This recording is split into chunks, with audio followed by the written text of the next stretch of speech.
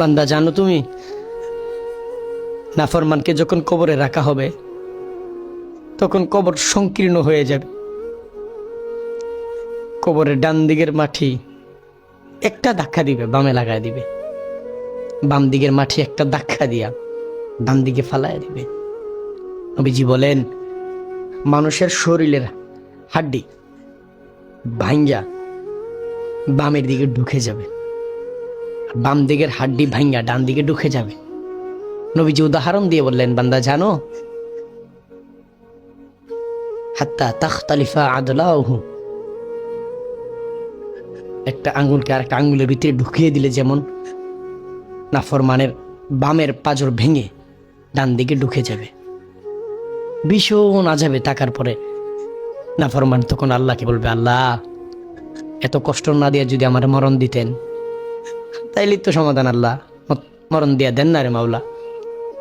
আল্লাহ তখন নাফরমানের দিকে আঙ্গুল দিয়ে বলবে, লা ইখতা আলাইহিম ফায়ামুতু, বান্দা জানো এটা এমন এক কবর যেই কবরে কোনো মৃত্যু নাই, এখন তো তোমার জিন্দেগি শুরু হইল মাত্র। তখন বান্দা আল্লাহর কাছে রুনাজারি করে বলে, আল্লাহ তাইলে আমার একটু আযাব কমায় দেন না রে মাওলা, আল্লাহ আমি তো সইতে পারতেছি না, আমার শরীরে সইতে পারতেছি না মাওলা, একটু কমায় দেন। তখন আল্লাহ তাআলা বলবেন, ওয়ালা ইখাফফাফু মিন আযাবিহা, বান্দা জানো আজকে তোমার থেকে কোনো আযাবও কমানো হবে না, মানে তোমার তো আযাব এখন থেকে শুরু। আমি কি তোমার বেশি কঠিন কাজ দিয়েছিলাম দুনিয়াতে? না রে বান্দা, কমানো হবে না। তো বান্দা তারপরে আল্লাহর কাছে বলবে, আল্লাহ তাইলে আমার যদি আবার দুনিয়াতে পাঠাই দিতেন আল্লাহ।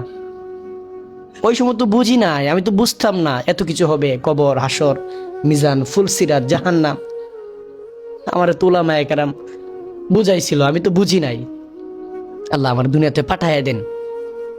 আল্লাহ তাআলা বান্দাকে বলবে, বান্দা জানো, আওয়ালাম নুআম্মিরকুম, বান্দা তোমার কাছে তোমার গ্রামের মসজিদের মাহফিলে তাবলীগে তোমারে জাহান্নামের বই কেউ শুনাই নাই? তোমাকে গুনাহ ছাড়ার কথা কেউ বলে নাই?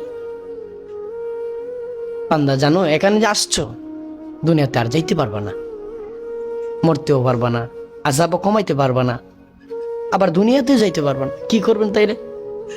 আল্লাহ ফেরেশতাদেরকে ডেকে ডেকে বলবে, যা জাহান্নামে তারা ফাটাইয়া দে।